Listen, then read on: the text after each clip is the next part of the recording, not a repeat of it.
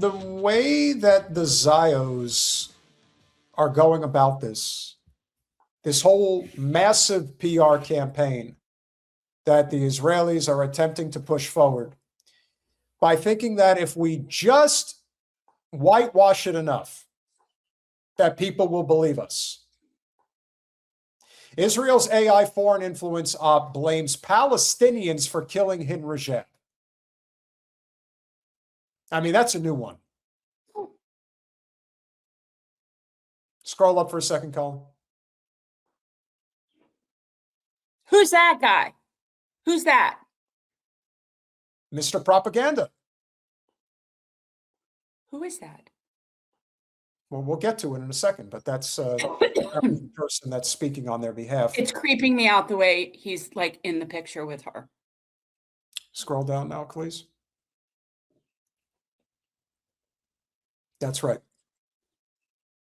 A new website established by the Israeli government through a contract with Trump's former campaign manager seeks to manipulate AI platforms into denying established accounts of Hind Rajab's killing. Israel has created 9 English language websites explicitly aimed at manipulating AI platforms like Claude and ChatGPT. Its vehicle for maintaining these websites in Clocktower X, a company founded by Brad Parscale, that's the guy in the picture, the former manager of President Donald Trump's 2020 re-election campaign, now a federally registered foreign agent. Parscale is the point man on a gargantuan contract aimed at reversing Israel's public relations crisis by flooding online media with anti-Palestinian propaganda. Okay, so what's his name? Brad? Is that what it said? His name's Brad? Okay, Brad. You can have 900 websites. You can. You can have 900 websites. You can create all the AI in the world. And we heard what we heard and we saw what we saw. And nothing is going to change that. Nothing. So by all means, spin those wheels. Among the new websites registered by Israel and maintained by Clocktower X is a portal dedicated to proving that terrorist designation reflects global consensus and undeniable evidence of violence, not conspiracy. Called factsignal.org, the site has distributed materials attempting to cast doubt on an incident that has become a symbol of the crimes committed by the Israeli army against the civilian population of Gaza. You know what this reminds me of? This reminds me of the people that deny the Holocaust happened. And we don't need to get into what parts are true, what parts are not true, but just the people that deny that even happened. It's, you look ridiculous. This is silly. You know, the thing about the Holocaust that I've always found interesting, especially when you have the anti-Jewish sentiment that has grown leaps and bounds, which unfortunately is partially of the Jewish community's responsibility, but also because of the primary motivator is obviously what Israel is doing and has been doing, and now everybody sees it. But on the one hand, you deny that 6 million Jews, which of course is an exaggerated number, but only to an extent. I believe what Norman Finkelstein said, that it's about 5.2 million that have been killed. You don't deny the fact that there were 25 to 30 million Russians that were killed in that war. But that's the exaggeration. The exaggeration is that they didn't have death camps surrounding all of Eastern Europe. They killed at least 1 million people in Auschwitz. That's pretty well documented. I mean, I just feel like this is debating how many angels dance on the head of the pin. So are you guys telling me that this guy, what do you mean by he's the Ferrari guy? He owns that? He's that? Because that would make sense to me. That would make sense to me if he was a Ferrari guy. Yeah, you see, again, when people say this shit about the Holocaust, it's like, God damn it, stop already. Like, just stop. You don't have to like Jews, but for the love of God, just stop, please. According to materials distributed by Clocktower X and the government of Israel through factsignal.org, The Israeli army did not, in fact, kill the 6-year-old Hind Rajab and her family by firing 335 rounds on their car while they attempted to flee Gaza City. Instead, according to the site, the Rajab family was likely killed by Palestinian resistance fighters who were active in the same area at the same time, raising alternative explanations. Yeah, they're really going. But that's just factually untrue. So this is really interesting because there actually has been forensic investigation into the vehicle where we know exactly what type of bullets, what type of, like, all of that has already been determined. And the people that use those weapons and shoot those bullets are the IOF. So again, like, this is silly. I don't understand how we already know what happened to that car.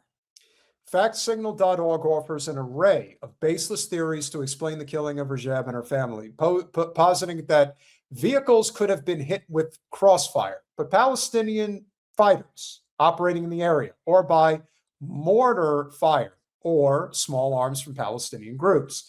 It also speculates that the scene could have been altered after the fact. Yes, that's exactly what happened.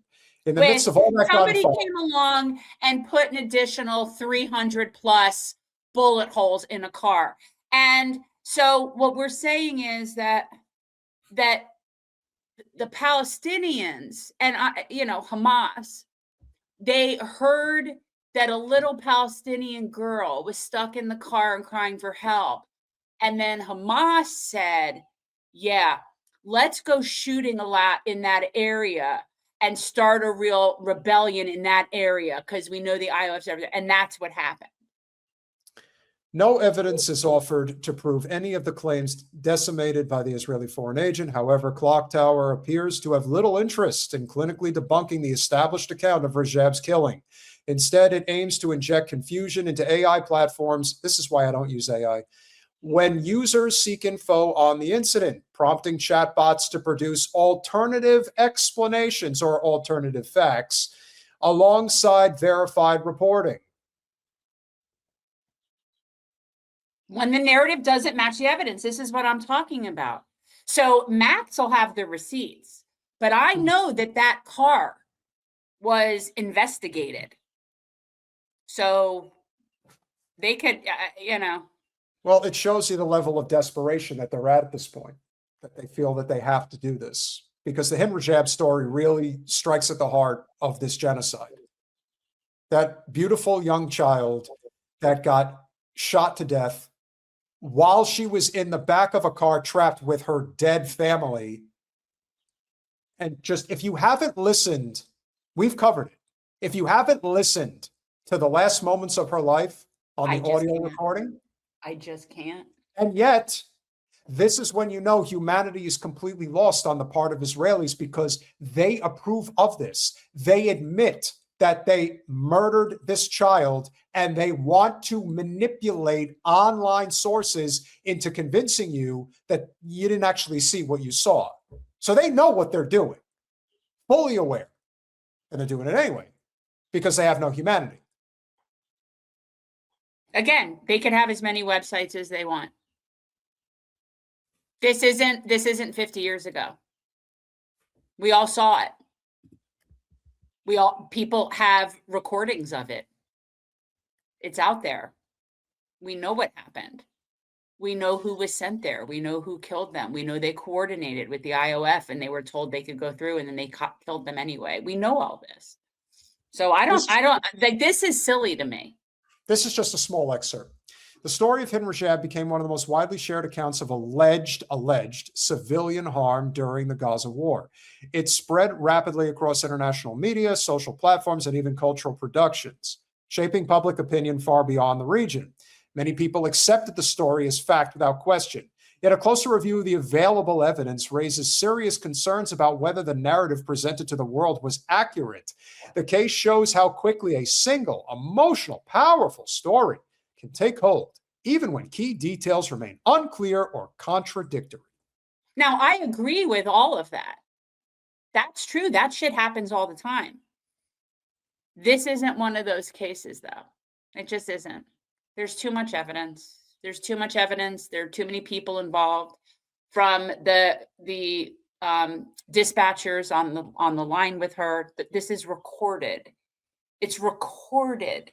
Mhm. Again, I don't understand how they can be disputing something where there's recorded evidence and forensic hard evidence. Like, I don't. This is silly.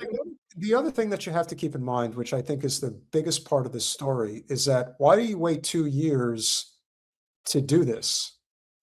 If anything, if it was such a disputable account of what really went down, even if it's all bullshit, you would think that they would have. Exactly. Yeah, it's the thing about the Hind Rajab story that's so significant is that it is the most clear-cut example of unequivocal proof that this is a genocide, that's what this is. She is the symbol of the genocide. And more than anybody else, they have to cut her up into 1,000 pieces. It's never going to work. No. It's never going to work. I will not get that baby's voice out of my head for the rest of my life. Like, ever. Ever. So they can say whatever they want to. I will never forget that. And quite honestly, for me personally, I'm not going to say it doesn't matter as to who actually fired the bullets that killed her.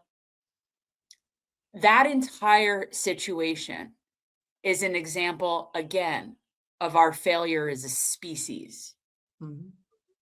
Because that's insane. And that doesn't just happen.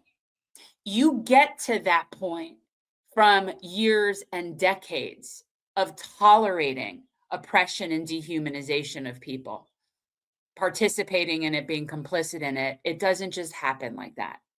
So again, they can try to change the narrative all they want. The fact that there's even a story that remotely resembles that narrative is fucking insane. And I don't care if they want to dispute forensic evidence. Like, it's irrelevant. And I'm never getting her voice out of my head for the rest of my life. And I'm never forgiving for that.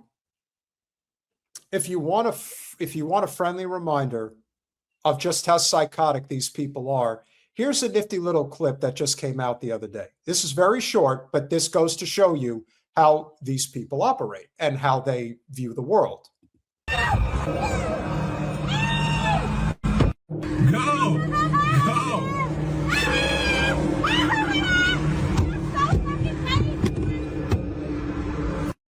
Watch this again.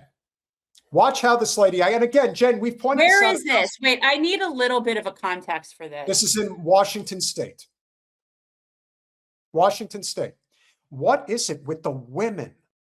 The women are so much more psychopathic. It's amazing. I don't know.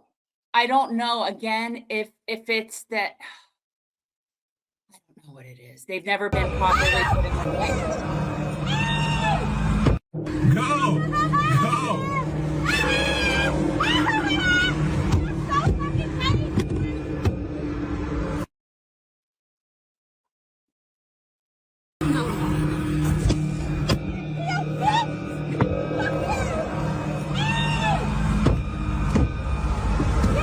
Like, how does this person not get arrested? Like, Well, I don't see any cops standing around, first of all, but yeah, I also don't know what it is they're looking at and what provoked this situation.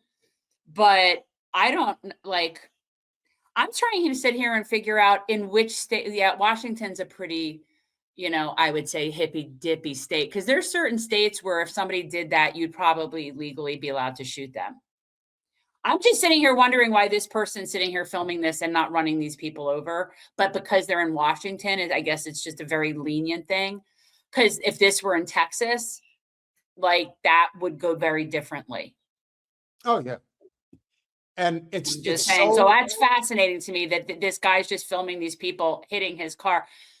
There are states where you could get shot for that. And Washington State's probably not one of them, but you know what exactly. Yeah. Idaho is, and even Oregon to an extent, especially Eastern Oregon. Yeah, that's not smart. But no, try that shit. Honestly, yeah, try that shit in Miami. Try that shit. Try banging on someone's car, going up to for any reason. You don't know who you're dealing with. You go try bang on someone's car in Miami. See what happens to you. You don't even need to do that. If you've ever driven on I-95, especially I-95 South going into Miami, let me tell you something. They shoot on the highway. Oh, yes, like while moving. While moving. Freaking in motion. Shoot. And they would think nothing of running someone over who was banging on their car. Oh my I'm just God. like, I mean, the entitlement of these people that's how you know they're Israeli or Zio, the level of entitlement. I don't think there's any other group of people on the planet more entitled.